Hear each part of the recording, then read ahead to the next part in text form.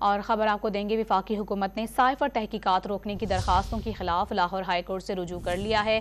اہم ترین اپڈیٹ ہے جس سے اپنے ناظرین کو آگاہ کر رہے ہیں۔ وفاقی حکومت نے سائفر تحقیقات روکنے کے لیے لاہور ہائی کورٹ سے رجوع کیا ہے۔ مزید کیا تفصیلات ہیں جانیں گے ڈان نیوز کے نمائندے رانا بلال سے۔ رانا بلال بتائے گا کیا کہا گیا ہے درخواست میں مزید؟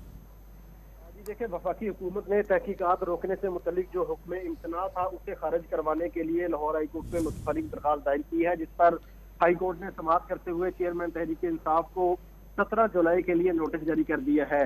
وفاقی حکومت نے اپنی اپیل میں یہ موقف اختیار کیا ہے کہ ایف آئی اے نے چیئرمین تحریک انصاف کو 30 نومبر کو طلبی کا نوٹس جاری کیا تھا اور عدالت نے وفاقی حکومت کو نوٹس دیے بغیر اور حکومت کا موقف سنے بغیر یک طرفہ جو ہے وہ ایف آئی اے کے نوٹس پر عمل درآمد جو ہے معطل کر دیا ہے، جس سے جو تفتیش ہے ایف آئی اے کی وہ رک گئی ہے۔